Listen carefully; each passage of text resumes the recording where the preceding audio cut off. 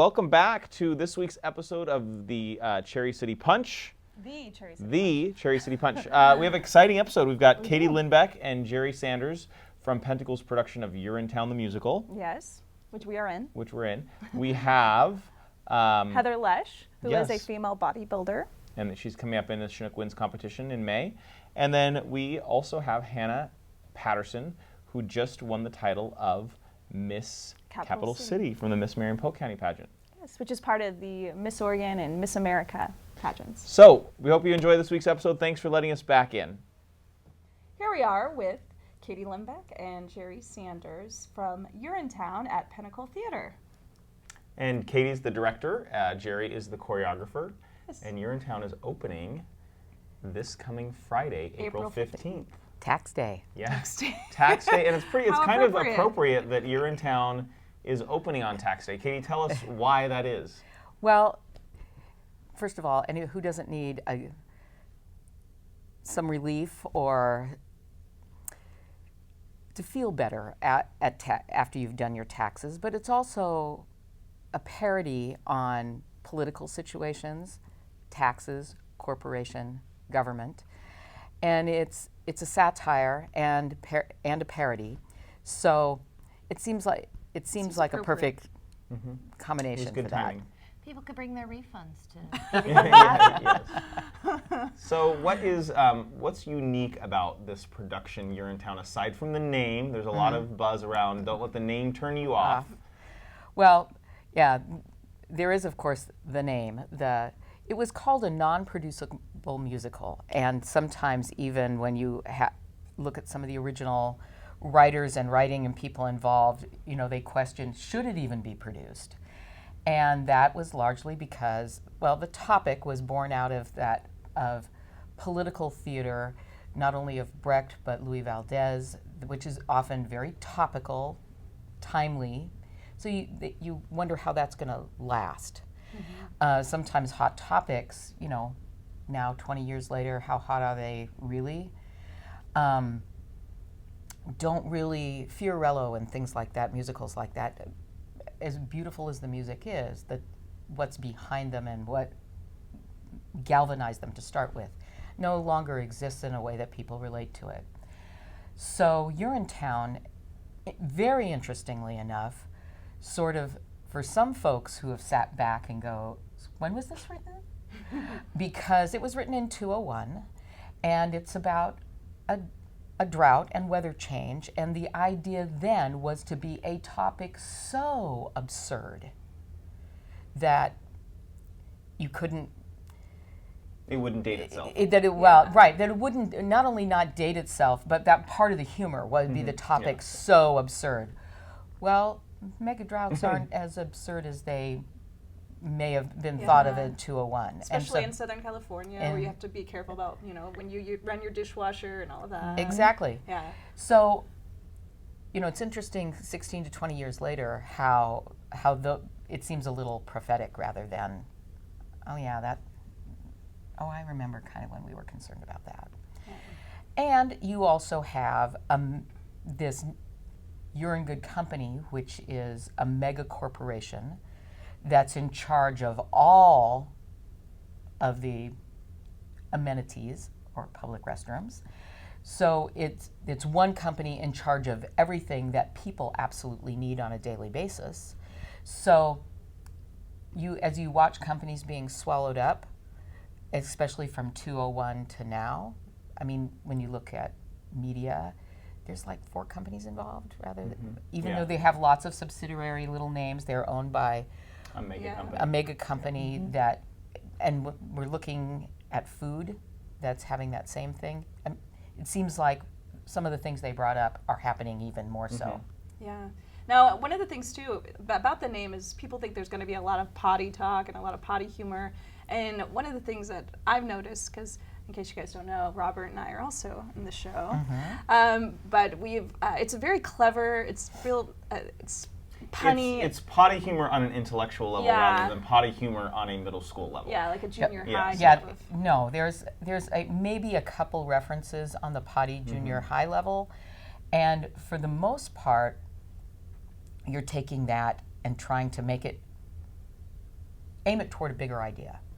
Well, the other interesting piece about it is it takes a concept of musical theater that is political satire, but also then does an intellectual job of making fun of other musicals. Yeah. And so, can you talk, Geri, about maybe how you Oh. have taken concepts that maybe are popular in other Broadway shows we might be familiar with, and then it's translated into Urinetown? Absolutely. One of the great joys I have working on the show as the choreographer are all of the different musical styles that come into play. And every number is a different send-up of something that people have seen. We have one number that's it's reminiscent of Cool from West Side Story. People will get that homage to it. We have an homage to Les Mis. We have an homage to the Busby Berkeley movies of the 1920s and 30s, and trying to really find those different styles that people can recognize and go, oh, I see what they're doing. And Fiddler on the Roof is another big one that we homage regularly in the show.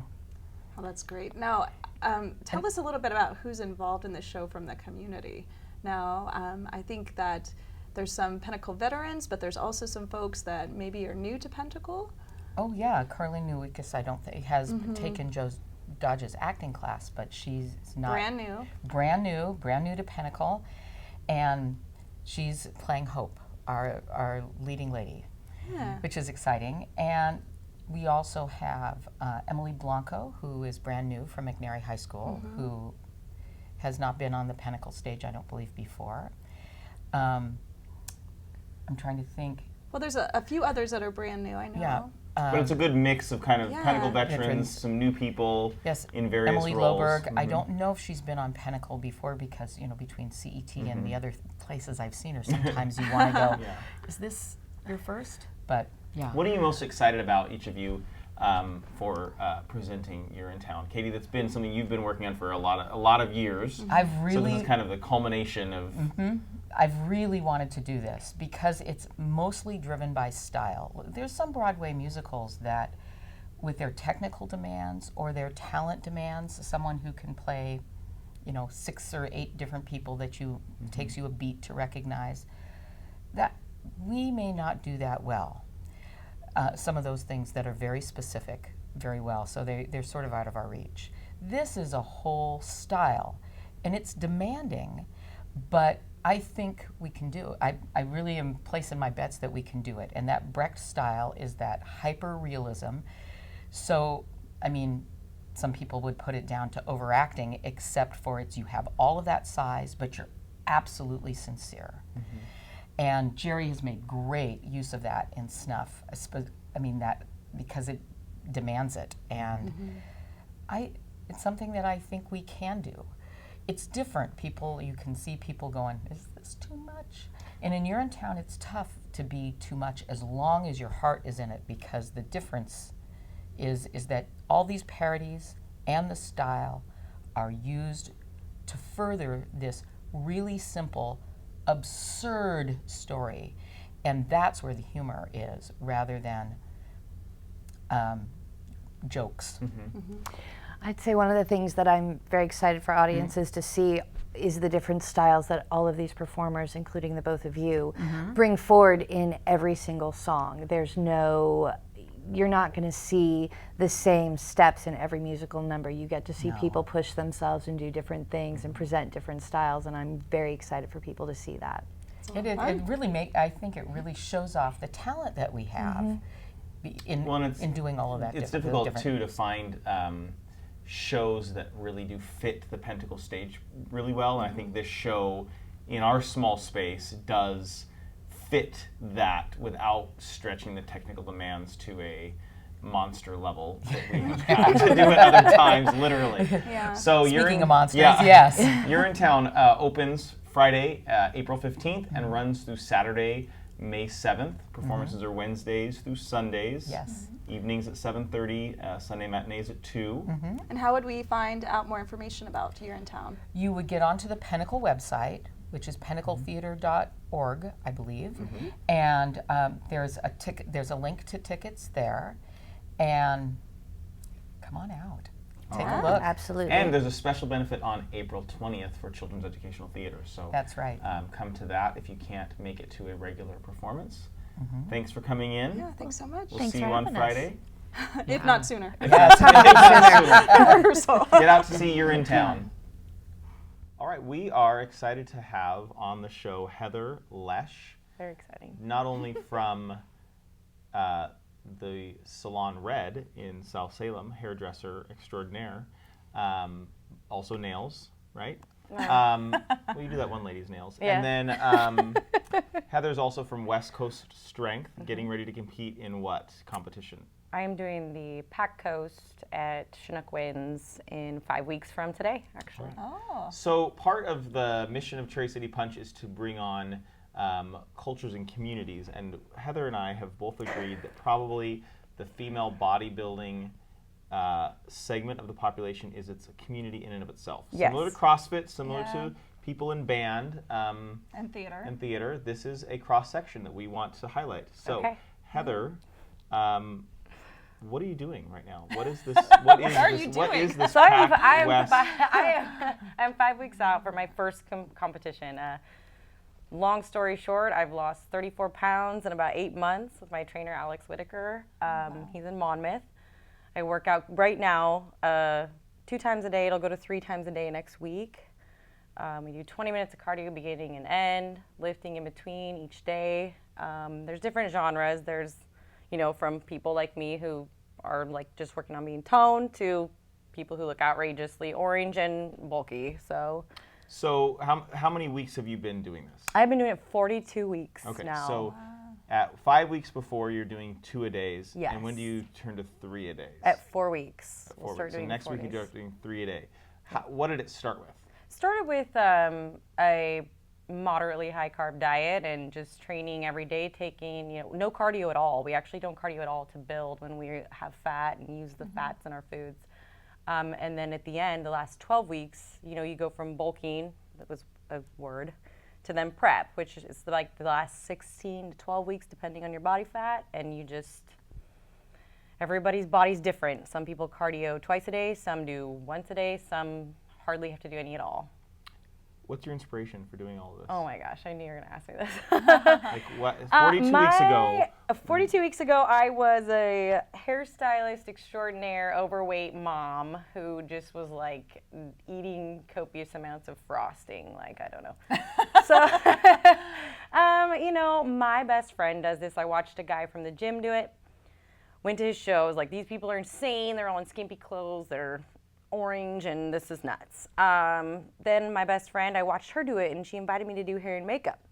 So I went and watched, and I saw behind the scenes, like these moms, these parents, these people, how much time they dedicated to this. And I feel like just like anything else, quilting, crossfitting, running, fit people don't just happen. It's a lifestyle, it's a choice. So, everybody walks around like, oh, I can't choose this. And I thought, what a challenge. Like, less than 3%, I believe, of people can actually do the diet because of the withdrawal of sugar and fats. I just kind of felt like I needed to challenge myself. I've got kids. I wanted to be healthy. Everybody picks something. Pick marathons, pick CrossFit, pick lifting.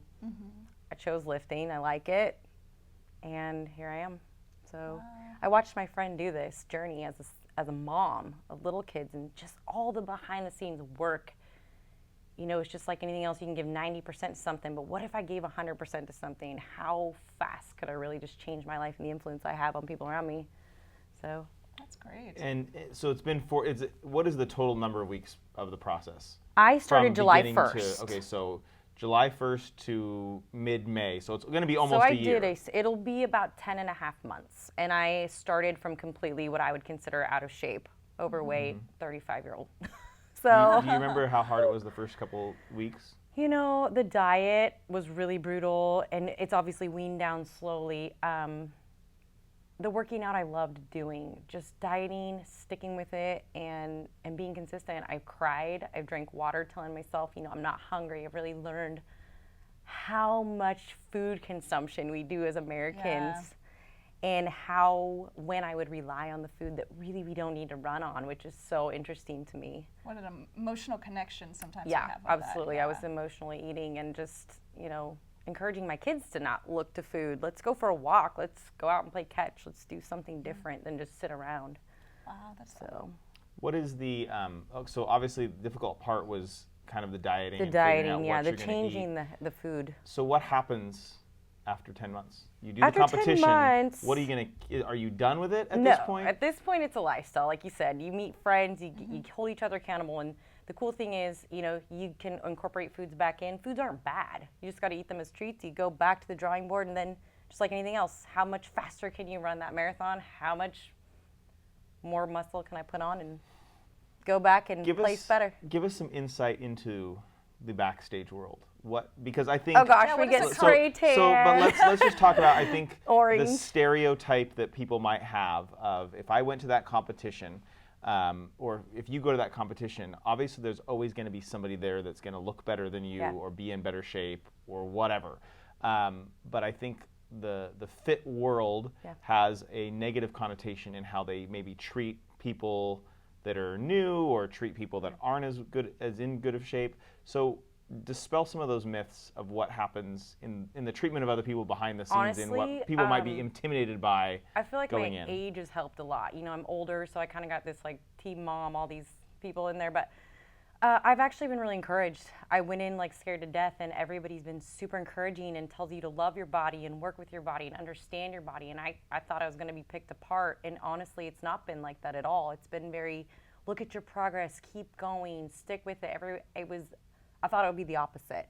And I got in there and they're like, love your body, work with your body. Like, food's not bad, just learn to do your best. And I was actually really pleasantly surprised at how encouraging they were. What does a competition look like as far as what do you do in a competition? You lift heavy stuff, but no, yeah. And then we go up in really, really, really skimpy clothes, sparkly clothes, and we pose. Technically, and the posing's all about body alignment. It's like standing up yoga. I mean, it's actually really hard, and it looks natural. So you've done the weight training, so are you doing posing training also? Yes, now I do posing. So we lift, posing, diet. And all of that happens in Salem. There's not is there a posing place to go in Salem? They come to us, and sometimes we go to them. I go to Northeast Portland. Andre Scott, I do posing through him. So. Who would have known? I would have never, there's never known practice. that there's posing practice. There's posing So practice. what's you have to practice to do anything. Okay, so give us the dirtiest little secret of what it takes to go out there in the confidence. Is there like butt glue that you have to wear? Yes, there's butt glue, and possibly I don't know, just you don't have to worry look. about being no censored. glasses and go. Tell us about how Cindy felt when she was walking around with all the orange people. Cindy that story thought you were that telling. Cindy being her did coworker. not like that when the ladies use the toilets without Oh, that's right, yeah. liner, the orange Dorito stained the toilet seat. So if you're at Chinook Winds and you're wondering why the toilet seats are orange, May 14th is May because 14th. we're spray tanned. So yes. if someone wanted to find out more information about your journey or similar journey, or just about your programs in general, how would they find info about that? You can go on Facebook to West Coast Strength, Alex Whitaker's page. He's great. He answers all questions. There's also a website, RK Smith Productions is who puts on the shows. They've got a full website of a lot of the shows in surrounding areas. So it's May 15th? May 14th. 14th.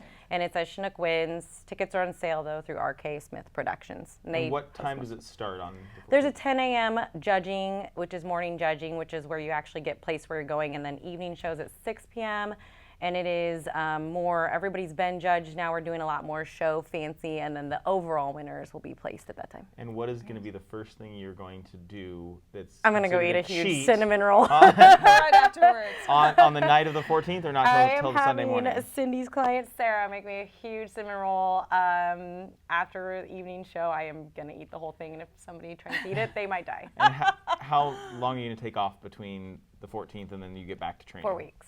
Great. Good. Well, thanks so much for being on the Thank show you. with us Thanks today. for It having was me. fascinating. All right, thank you. All right, here we are with Hannah Patterson, the current and most recent first reigning Miss Capital City. As we read. Just want to make sure you get it right. The first Miss Capital City, Yes. and that's an award or a title you won Yes. 2 weeks ago, Yes, 2 weeks ago today, on March 26th. and that is part of the Miss Marion Polk Scholarship Organization, which is a local preliminary to Miss Oregon and Miss America. Okay. Wow. Yeah. And how many years have you been involved in this? The first time I competed was in 2013. And in both 2013 and 2014, I was the first runner-up to Miss Marion Polk County. So I took a year off, finished school, came back ready to win it. Focused and really hopeful, and I think more prepared than I had been the first 2 times. And fortunately this year, the Miss Marion Polk board was able to raise enough scholarship money and gather enough contestants that they could give 2 titles. So Miss Capital City and Miss Marion Polk County are equivalent titles, and we will both be going to Miss Oregon. Oh, that's great. Yeah. And do most pageant, like, okay, so this is the local county pageant, right? Correct. Do most of them have 2 awards, or is it just totally based on how much money they have raised? And It's totally based on number of contestants and if the board chooses to give 2. Their pageant sanctioned titles is what they're called, and so it means that the board is supporting you going to Miss Oregon and with you along that process. It really just depends on the county, and not every county in the state has a program necessarily. There's about 20 to 22 girls that'll be at Miss Oregon this year. And so part of having somebody from Miss Marion Polk County and now Miss Capital City on our show is there is probably a subculture of people that are involved in pageants, right? Yes. Yeah. And so we want to highlight those subcultures of people that do Thank these types you. of things. And well, we So- know Hannah also because she's been An in actress, several plays Yeah. in the community, most Yeah. recently at Kaiser Homegrown. Correct. And currently in Verona as Danny in the Deep Blue Sea. Yes. So we know all about you. Yeah, I'm in rehearsal for that one right now. Yeah, so So what is the process for somebody that's getting involved in Miss Marion Polk County, and then now that you're a winner, Yeah. what happens next?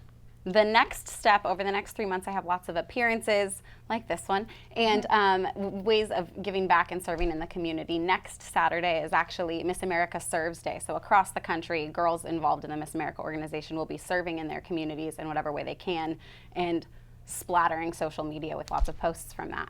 oh, that's great. So lots of opportunities. This last week, I went to a Boys and Girls Club luncheon, and a few days before that, I was involved in the Oregon National Guard did a 5K for sexual assault awareness and prevention. I didn't even enter the race, but I crossed the finish He crossed line. the finish line, and I Yeah, was cheering him I on was- like, you weren't I at had the starting line. Yeah, I had What no are idea you what was going doing on, here? and I was like, "Oh, okay, I was in a race." Yeah. What did got great. you prepared to get to this point? So you'd been in the competition Yeah. twice. Regardless if you're a runner-up or you've won, Correct. what is that process like, getting ready for this? The process with Miss Marion Polk County, I know that one most specifically, it's a little bit different from county to county, is the Marion Polk Board is a group of amazing people who have been involved in the program for a long time and prepare you for the local. So starting in around January, we had preliminary interviews, which there's absolutely no pressure on, but they just kind of want to meet the contestants who they've never met before. And we're scored in 5 areas. So over the 12 weeks leading up to the pageant, they prepare you for those 5. And that's interview, talent, swimsuit, evening gown, and onstage question. And anyone that's interested can sign up to be a contestant at that preliminary time. Yeah, definitely. It's usually, I would say, be looking at missmarionpolk.org around December. Be looking, and then also on the Miss Marion Polk Facebook page, we'll have information and posts throughout the year leading up to that, and gathering more and more contestants as we get there. So how long have you known that you wanted to be in pageants? Like, is this something that when you were growing up, this is something that you had dreams about doing? When I was little, I would watch Miss America and then like walk around the house in my mom's heels and like fantasize about it. I don't think I thought about it seriously until I was about 18 or 19. My sister-in-law, well now, but she wasn't yet married to my brother, was a contestant in Miss Marion Polk also. And so she had decided to end her pageant years by getting married, that you're no longer eligible once you're married for this organization. And I watched Miss America with her in 2013, and I was like, I think I can do that. I want to try it. So I contacted the board at that time, and I've been involved ever since. So this is something that's fairly recent, as far as it's not something you've done. You weren't a pageant kid. No, I was not a necessarily. toddler in a Yeah. tiara. No, at least not publicly. So yeah. Exactly. You have to, I would think, have a platform or some type of, civic statement or civic stance on something that you feel passionate about. So what is your platform? My platform, every contestant in the Miss America organization has their own platform, and that's one of the only things the judges know about us before they meet us, is a one-page platform statement. Mine, up to this like through the local was women in theater and film, but I've decided to step back and kind of shift gears moving into Miss Oregon to the gender pay gap period, like not directly related to theater and film, but across America, the fact that women make an average of 79 cents to a man's dollar. Wow. Goodness. Yeah. Thank you. Who are these judges? These judges, they So are. how do you qualify to judge this competition? Do you think? I don't actually know what that process looks like. There's a judge's chair on each board, and they contact and bring people in who they think know a lot about the world we live in and can recognize talent when they see it, those sorts of things, and good judges of character. And they contact them and they go through a judge's orientation, and they're sort of trained on what the organization wants a title holder to look like, it's sort of a job interview. And so the people judging you have to know what the job looks like. What were the range of talents that, there's a talent portion, Yeah. right? So your talent was? I did a comedic monologue this year. It's from the play Love, Loss, and What I Wore. The monologue is I Hate My Purse, and it's a very fun one to do. There's a full range. There were a couple of piano players this year. My little sister actually was a contestant in the teen category, and she played French horn. Someone did sign language, and then there were several dancers as well.